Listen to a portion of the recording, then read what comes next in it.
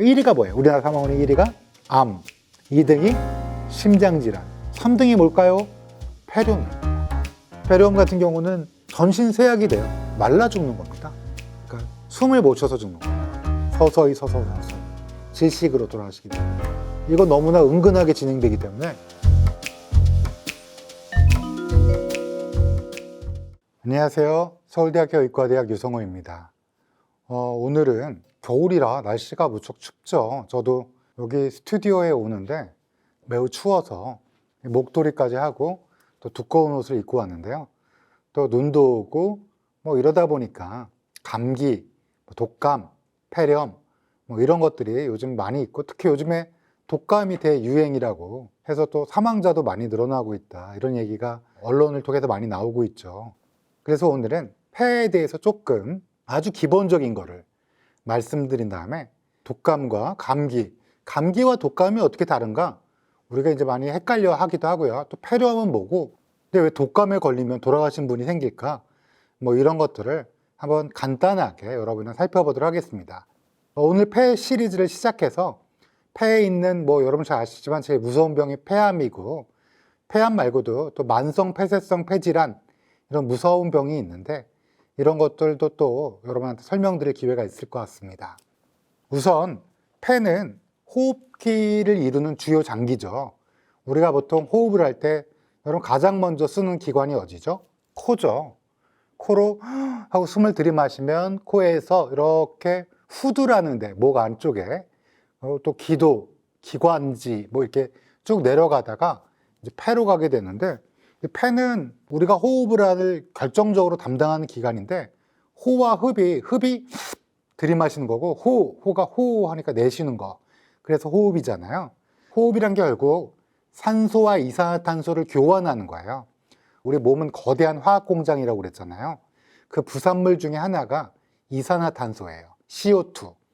이산화탄소를 제때 배출해주고 또 공장에서 필수적으로 필요한 재료인 산소를 들이마시는 건데요. 하고 후 하고 내쉼으로써 산소를 공급하고 이산화탄소를 배출하는 역할을 하죠. 그러면 폐는 어떻게 생겼나? 폐는 여러분 양쪽 가슴에 있습니다. 심장이 원래 여기 왼쪽 가슴에 있을 거라고 생각하지만 아니라고 그랬죠. 심장은 정 가운데에서 살짝 왼쪽으로 치우쳐져 있고, 실질적으로 왼쪽 가슴과 오른쪽 가슴에는 폐가 있어요. 근데 심장이 왼쪽으로 살짝 기울이다 보니까 왼쪽 폐는 오른쪽 폐보다 좀 가볍고 좀 작습니다. 그래서 무게가 어느 정도 되냐? 제가 이제 법의학 한 사람이니까 장기 무게를 맨날 재는데, 이게 이제 조건에 따라 많이 다르지만 보통 400에서 800g, 합치면 1kg가 넘죠. 두 개를 합치면 이 정도 되는데요. 왼쪽은 아무래도 살짝 작으니까 상엽, 하엽, 상이 윗상자와 아래 하자잖아요. 두 개의 구성으로 되어 있고요. 오른쪽 폐는 3개, 상엽, 중엽, 하엽 3개로 구성되어 있습니다. 그리고 폐가 이 공간 안에 들어가 있는데, 폐를 코팅하고 있는 막이 있는데 혹시 들어보셨나요? 이 안쪽을 갈비뼈가 있잖아요. 이 갈비뼈 안쪽을 이렇게 코팅하고 있는 막이 있는데, 그 막을 우리가 늑막 또는 흉막이라고 그래요. 여러분 혹시 늑막염이라고 들어보셨어요? 흉막염? 거기에 이제 염증이 생기면 늑막염 또는 흉막염이라고 그러는데, 그러니까 쉽게 생각하면 우리의 가슴, 흉곽, 우리나라 말로는 가슴 우리, 요 갈비뼈 사이의 안쪽에 물론 근육이 바깥에 있고 갈비뼈가 있는데 그 안쪽은 근육으로 딱 코팅이 되어 있는 게 흉막이다, 이렇게 생각하시면 될 것 같아요. 자, 그러면 공기는 어떻게 전달될까요? 폐는 어떻게 이루어졌냐면 실질적으로 3억 개 정도 되는 동글동글한 방으로 돼 있어요. 얇은 막으로 되는 동글동글 한 3억 개 정도 되는 방으로 양쪽 폐를 합치면, 그래서 공기가 들어가면 그 얇은 동글동글한 이 라인, 이 얇은 게 여기에 이제 혈관이 있어갖고 여기서 이산화탄소를 내뱉고 산소를 공급받는, 아마 여러분 중학교 때, 초등학교 때, 고등학교 때 아마 배우셨을 거예요. 이런 거를 허파과리 또는 폐포, 이게 몇 개라고요? 3억 개 정도 되는 폐포가 존재해요. 그래서 폐의 기능은 뭐예요? 간단하게 여러분이 얘기했지만 가스 교환, 산소와 이산화탄소를 교환하고, 근데 이것만 하는 건 아니고요. 폐의 기능에는 또 하나 산과 염기를 균형을 유지합니다. 우리 몸의 pH, 혈액의 pH는 7.35에서 7.45를 유지하고 있어요. 근데 이걸 유지해야 돼요. 왜냐하면 우리 몸은 거대한 공장이라고 그랬죠. 화학 공장. 화학 공장의 토양이 약 알칼리성이어야지 돌아가요. 그러니까 7.35에서 7.45를 유지하는데 이걸 어떻게 유지하느냐? 이거 사실 유지하는 거 하려면 1시간 넘게 강의해도 이해 못 하시는 분 속출인데 간단하게 말씀드리면 딱 두 장기가 우리 몸을 약 염기성으로 유지합니다. 하나는 폐. 폐에서 어떻게 약 염기성을 유지해요? CO2를 내뿜음으로써 우리 몸의 염기성에 기여하고요. 또 어떤 장기가 또 기여할까요? 네, 콩팥, 신장입니다. 신장에서도 이런 여러 가지 물질들을 내보내고 다시 흡수함으로써 우리 몸의 피를 7.35에서 7.45를 유지하는 거예요. 그러면 어떤 분들은 그래서 알칼리수를 마셔야 되는 건가요? 이거 사실 과학적 근거는 없어요. 무슨 알칼리수니 우리가 먹는 거에 뭐 이런 거는 사실상 전혀. 왜냐하면 우리 몸은 항상성, 우리가 항상 똑같은 걸 유지하기 위해서 정말 많은 시스템이 구비되어 있는데 물 마시면 위에서 머물러 있다가 또 다시 뭘 만나요? 위산. 그래서 다 소용없어요, 사실. 근데 이제 마음의 위안, 마케팅, 뭐 여러 가지 좀 신기한 거, 육각수 뭐 이런 거 좀 신기한 거 보여주려고 하는 거지. 과학적 근거는 없다. 또 하나 기능이 있는데요. 이 면역 기능이 있어요. 폐는 놀랍게 외부에서 들어오는 병원체를 걸러내고 여기 기관지라든지 폐라든지 이 가까이 가는 쪽에 안쪽에 가느다란 털처럼 돼 있는 섬모라는 게 있어요. 이런 것들 안에 또 면역세포들도 있고 면역 글로불린이라는 것도 있어갖고 우리가 들이마시면서 코가 별거 아닌 것 같지만 이 코에서 일단 한번 이놈 이 공기 중에 막 세균이 떠다니잖아요. 바이러스도 있을 거고 코에서 한번 기도 기관지에서 한번 뭐 이렇게 폐 기관지에서 한번 이래서 이런 것들이 면역 방어 시스템을 구축하고 있다. 자, 그러면 폐는 세 가지 기능. 첫 번째 가스 교환, 두 번째 산염기 균형을 유지, 세 번째가 뭐라고요? 면역 기능, 병원체라든지 이런 거를 방지한다. 자, 이제 폐의 기능을 알았어요. 폐가 있으니까 우리가 이제 감기부터 한번 해보죠. 감기는 영어로 뭐예요? 커먼 컬드예요. 되게 감기는 폐의 염증은 아니고요. 상기도, 즉 코와 목 안에 뭐가 있다고 그랬죠? 후두. 이 코와 목에 바이러스 감염으로 인한 질환이에요. 이 바이러스는 어떤 바이러스인데요? 바이러스는 세균보다 훨씬 작은 아주 작은 미생물인데 여기에 있는 바이러스 중에 리노바이러스라는 거, 코감기 많이 일으키는 바이러스 리노바이러스라는 게 있고요. 또 아데노바이러스, 또 코로나 바이러스도 있습니다. 코로나 바이러스면 우리 2022, 2021 이때 공포에 모르는 거 아니냐? 그거 이제 코로나 바이러스 중에 변형된 바이러스. 지금 우리가 얘기하는 건 코로나 바이러스가 똑같은 바이러스인데 변이가 감기 쪽으로 된 바이러스가 있습니다.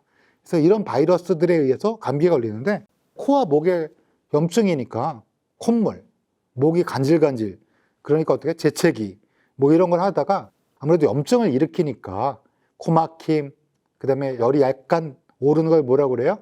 미열, 기침, 뭐 피로감 뭐 이런 것들이 발생할 수 있습니다. 이건 어떻게 되냐? 놔두면 나아요. 7일에서 10일 정도 되면 되게 호전이 됩니다. 그래서 뭐 감기 걸리면 보통 뭐 하세요? 따뜻한 차. 그렇죠. 따뜻한 차. 면역력을 북돋아주기 위해서 또 수분을 공급해주기 위해서 차를 마시고 또 뭐 하세요? 많이 먹고 쉬어요. 그렇죠. 영양을 충분히 공급하고 수면을 충분히 취함으로써 우리 몸이 이 나쁜 리노바이러스 꺼져! 이렇게 면역력이 잘 또 염증이 더 이상 퍼지지 않게 하는 거죠. 그러면 되는데 여러분 아시다시피 염증은 무조건 나쁜 거예요. 그러니까 그러다 보니까 이 염증을 좀 완화시켜 주겠다. 이러면 치료제는 없지만 염증을 좀 완화하는 항염증제, 소염제라고 그러죠.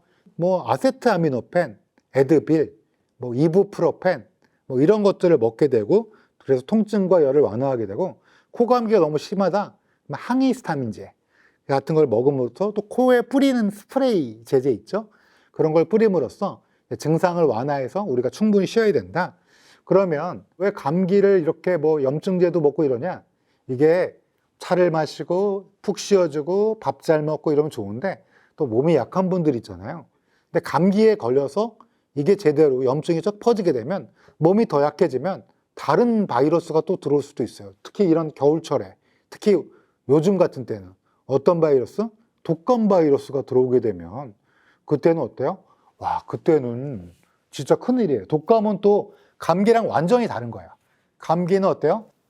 그냥 불량배, 그냥 약간 불량스러운 친구들.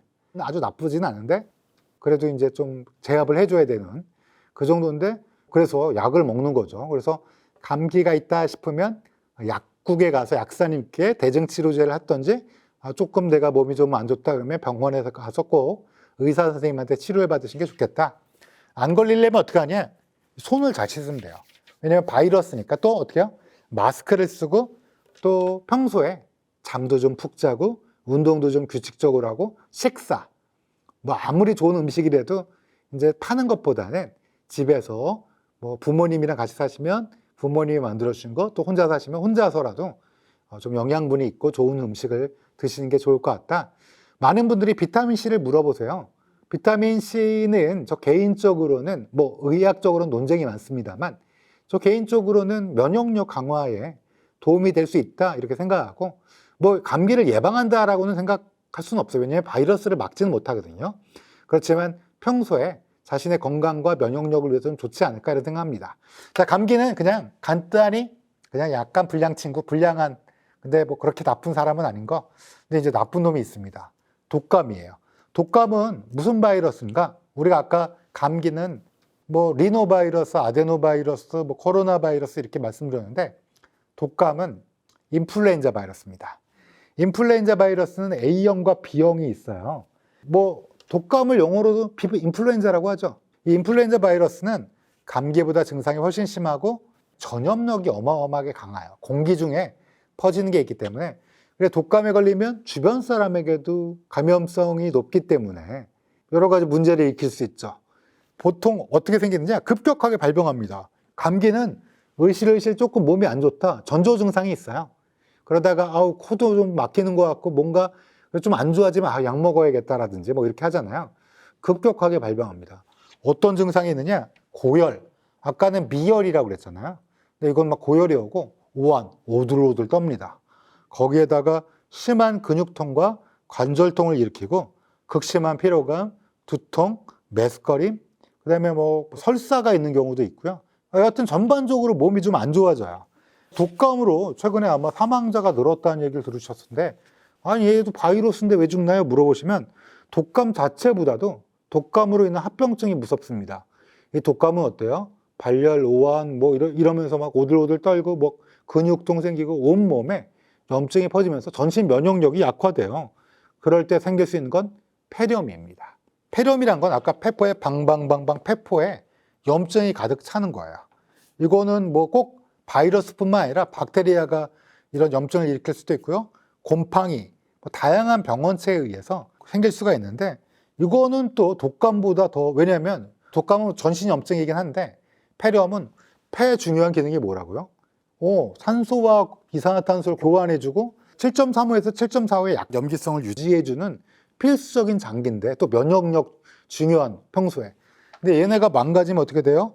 정말 심한 가스 교환이 되지 않거나 뭐 이러면서 사망할 수도 있어요. 결론적으로는 독감에 걸리면 왜 안 좋냐? 독감에 걸리면 면역력 약화로 세균 감염에 의한 폐렴. 여기 아마 지금 사진이 나갈 겁니다. 옆에. 폐에 쫑뽕뽕뽕 원래 뻥뻥 뚫려 있어야 돼요. 뭐가 들어가야 돼요? 하고 들어가시면 공기, 산소가 들어가고 이산화탄소가 나오는 뻥뻥 뚫려 있어야 되는데 뭐가 차 있어요? 고름. 여러분 무릎 같은 거 다친 다음에 여기 고름집 생기는 거 경험해 보신 적 있죠? 노란 거. 또 여드름 탁 짜면 노란 거 있죠? 그게 폐에 가득 찼다고 생각해 봐요. 호흡이 안 돼요. 산성 염기성을 잘 조절해야 되는데 이것도 안 돼요. 돌아가실 수 있습니다. 우리나라 사망 원인 3위가 뭐예요? 1위가 뭐예요? 우리나라 사망 원인 1위가 암, 2등이 심장질환, 3등이 뭘까요? 폐렴입니다. 특히 고령자가 독감 걸리지 않게 정부에서 매년 65세 이상은 독감 주사를 예방 백신을 무료로 맞게 해주세요. 근데 그 왜 세금을 왜 써서 왜 고령자에게 그럴까요? 안 쓰면 독감에 걸리면 돌아가실 수 있으니까. 그래서 이걸 보시는 65세 아마 대부분 맞으셨을 거라고 저는 생각하고요. 혹시 안 맞으셨으면 가까운 내과, 가정의학과, 뭐 이비인후과도 좋습니다. 가셔서 무료예요. 꼭 독감 백신을 맞으시는 게 좋겠다. 이렇게 생각이 듭니다. 결론적으로는 독감의 첫 번째 원인이 뭐라고요? 사망 원인이 폐렴. 폐렴이 나을 때쯤에도 폐가 이미 망가져서 그거 후유증 때문에 돌아가신 경우도 있어요. 그렇기 때문에 그게 위험하다. 두 번째는 여러분 혹시 사이토카인 폭풍이라고 들어보셨어요? 사이토카인이 뭐냐면 우리 몸에서 이런 바이러스들이 들어오면 면역 반응을 일으키는 물질이라고 생각하시면 돼요. 면역 세포들이 내는 물질. 근데 이 사이토카인이 문제가 과도하게 전신 염증이 퍼지게, 그러니까 우리가 몸을 방어하기 위해서 배출하는 건데 이게 한꺼번에 확 나오게 되면 면역 세포 체계가 과도하게 반응하면서 오히려 사망을 유발할 수 있어요. 코로나 바이러스 감염증이 온 나라를 집어삼킬 때 젊은 친구들이 코로나 바이러스 감염에 됐는데 갑자기 죽는 경우, 뭐 고등학생이 죽고, 젊은 친구들은 원래 그냥 아무리 바이러스 툭툭 치고 일어나야 되는 거 아닌가? 우리 생각에는 그렇잖아요. 그래서 무서운 거예요. 독감이라는 게, 감기 바이러스는 어때요? 그냥 뭐 약간 불량기.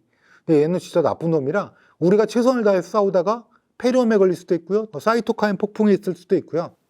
그래서 사망할 수도 있고요. 또 원래 몸이 안 좋으신 분들, 아까 65세 이상 꼭 독감 백신 맞으셔야 된다는 이유가, 원래 고혈압이나 당뇨나 뭐 고지혈증 있는 분들, 우리 다들 하나씩 갖고 계세요. 나이가 드시면 다 생기는데, 근데 이런 것들이 악화되는 거예요. 감기가 아니라 독감 때문에. 감기랑 독감은 완전히 다른 거예요. 마지막으로 독감 바이러스, 즉 인플루엔자 바이러스가 심근염이나 뇌염을 일으키기도 해요. 드물지만 우리 몸에서 가장 중요한 장기 두 개를 대라면 뇌랑 심장이잖아요. 그러니까 이 두 가지 염증을 일으킬 수도 있기 때문에 드물지만 이런 것 때문에 돌아가실 수도 있어요. 결론적으로 독감은 뭐다? 이건 상당히 조심해야 돼요. 제1차 세계대전 당시에 오히려 전쟁보다 더 많은 희생자를 일으킨 게 바로 스페인 독감이었잖아요.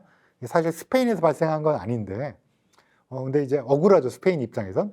근데 이제 스페인 독감이 인플루엔자 바이러스예요. 그래서 독감은 뭐다? 내가 좀 평소에 몸이 안 좋다, 이런 분들은 예방주사를 꼭 맞으셔야 돼요. 저도 맞았습니다. 저는 뭐 건강하다고 나를 자부하고 있지만 이게 중요하니까 주사를 맞았어요. 그래서 이거는 제일 중요한 건 백신. 두 번째는 손 씻기. 밖에서 나갔다 오면 꼭 뭐라고요? 손을 씻고 또 치카치카 위생 관리를 잘 해주시고, 또 증상이 심할 경우, 내가 이게 갑자기 생긴다고 그랬죠? 독감이라는 게 갑자기 생기면 어떻게 해야 돼요? 무조건 병원에 가셔야 돼요. 이때는 그냥 대증 치료보다는 무조건 의원이나 병원, 내과 가세요, 가정의학과 가세요, 주변에 이비인후과만 있다, 뭐 그럴 리는 없지만 이비인후과 이런 데 가서 무조건 항바이러스제, 이건 약이 있습니다. 독감 바이러스에 대한 약이 있기 때문에 이건 약물 처방을 받아서 꼭 드시면 증상도 완화되고 기간이 짧아지고 치료제가 있으니까 꼭 드셔라, 이 말씀 드리고 싶어요. 결론적으로 우리가 오늘 뭘 알아봤어요? 폐가 어떻게 생겼는지, 왼폐와 오른폐, 그리고 뽕뽕뽕뽕 약 3억 개의 공기가 들어가는 주머니 같은 게, 얇은 주머니, 왼쪽과 오른쪽에 있다. 중요한 기능이 가스 교환을 하고 이산화탄소와 산소를 교환하고 또 산염기를 조절하고 면역 기능을 하는데, 근데 문제는 우리가 흔하게 걸리는 감기는 제게 코와 목의 염증이기 때문에 폐렴까지는 거의 안 간다. 그래서 뭐 이걸 예방하려면 손 씻기 잘하고 건강, 수면 충분히 취하고 이빨 잘 닦고 밥 잘 먹고 운동 열심히 하고. 근데 만약에 걸렸다 그러면 어떻게 돼요? 놔둬도 낫지만 절대 고춧가루 소주 타먹고 이러면 절대 안 돼요. 그럼 바보 같은 짓이에요. 전신 염증으로 갈 수 있어요.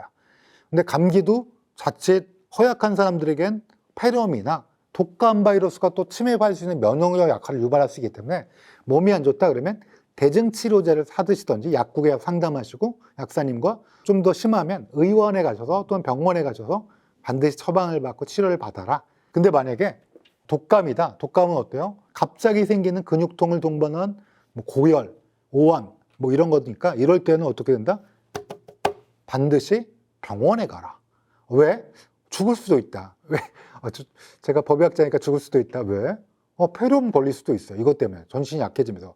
사진 나올 겁니다. 노란색의 고름이 차면 우리 기능을 못해서 큰일 날 수 있다. 두 번째, 사이토카인 폭풍이라는 거 있기 때문에 젊든 나이가 먹든 치료를 받자. 세 번째, 내가 만성 질환자라면 악화돼서 더욱더 몸이 안 좋아질 수 있다. 나도 몸이 안 좋아질 수 있다. 쇠약해질 수 있다. 네 번째, 이 독감 바이러스 자체가, 즉 인플루엔자의 바이러스 자체가 문제를 일으킬 수 있다. 뇌염이나 심장에 염증이 생길 수도 있다. 결론적으로 독감 바이러스 예방하려면 어떻게 해야 돼요? 독감을 안 걸리려면 손 씻고 치카치카 밥 잘 먹고 면역력 강화, 제일 중요한 거 독감 백신을 반드시 맞아라. 그리고 폐렴보다, 폐렴은 무서운 거야. 우리나라 사망원인 3위가 뭐라고요? 폐렴. 폐렴은 노인한테 아주 흔하게 걸리는, 우리가 잘 모르지만 정말 많이 걸리는, 우리가 나이 드신 분이 자연사다라고 생각하지만 폐렴이 많아요. 되게 무서운 병이기 때문에 반드시 우리가 이것들 좀 인지하고 있어야 된다. 폐렴 사망자를 부검하면 나 어떻게 확인하시고 어떤지. 어떻게 검사하냐? 임상 선생님들은 엑스레이를 찍어서 폐가 뿌옇게 보이는 거. 젖빛 유리 아시죠? 그 간유리. 투명한 유리 말고 약간 혼탁한 유리 있잖아요. 젖빛 유리, 그라운드 글라스라고 부르는데, 그렇게 보이는 걸 보고 오, 지금 염증이 있습니다 이렇게 얘기하는데, 저희는 눈으로 보잖아요. 눈으로 보면 고름이 안에 차 있어요. 고름기가. 또 기관지에 염증이 차 있고 누런 콧물 같은 그런 게 차 있어서 진단을 많이 하는데, 실질적으로 많이 봅니다. 아주 많이 봐요.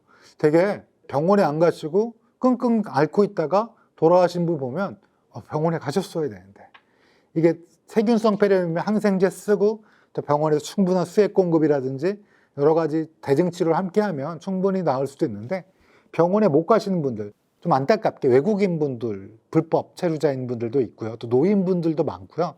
또 놀랍게 제가 경우에 또 21살인데 원래 좀 약간 몸이 안 좋았던 친구인데, 남학생인데 대학생인데 감기가 아주 심하게 걸렸는데 그냥 끙끙 앓아놓고 혼자 사는 분이었어요.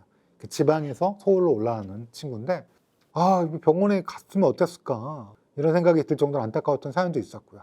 그래서 눈으로 보고 또 현미경으로 보면 뻥뻥 뚫려 있어야 될 이 3억 개 방 폐포 안에 백혈구와 그 밖에 아주 지저분한 물질이 가득 차 있다. 이걸 보고 확인하게 됩니다. 그게 순대의 허파 같은 거 보면 그렇죠. 스펀지처럼 뻥뻥. 순대, 광장시장 같은 데 가면 순대 드시잖아요. 뻥뻥뻥뻥 뚫려 있죠. 스펀지처럼. 그겁니다. 네. 그 안에 막 고름이 다 차요. 그렇습니다. 폐렴으로 죽으면 뭐 피를 토하고 아닙니다. 피를 토하고 죽으려면 혈관이 터져야 되는데 그런 경우는 별로 없고요. 폐결핵에서는 그럴 수 있는데요. 폐렴 같은 경우는 전신 쇠약이 돼요. 산소와 이산화탄소 교환이 잘 안 되니까 우리 몸의 산소 포화도는 동맥에서는 100% 가까이 돼야 되잖아요. 95% 이상은 돼야 되는데 산소 포화도가 떨어지면서 말라 죽는 겁니다. 그러니까 숨을 못 쉬어서 죽는 거예요, 거의. 그러니까 누가 목 조르는 건 아닌데요. 서서히. 목을 누가 조르면 이거 뭐야, 왜 이러냐고 이럴 수 있잖아요. 그런 게 아니라 서서히 질식으로 돌아가시게 됩니다. 이거 너무나 은근하게 진행되기 때문에 특히 노인분들은 잘 인지를 못하는 상태에서 돌아가신 경우도 있어요. 그럼 이제 시름시름을 앓다가 그렇죠. 죽는. 그렇죠. 폐렴은 아주 흔한 병이에요. 사망원인 3위니까요. 오늘은 간단하게 폐 구조, 기능과 감기, 독감, 그리고 폐렴에 대해서 아주 간단히 알아봤습니다. 폐렴도 사실 복잡해서 발생 원인, 발생 장소에 따라 굉장히 다양한 양상이 있지만 오늘 첫 시간이라 간단하게 말씀드렸습니다. 긴 시간 동안 들어주셔서 감사합니다.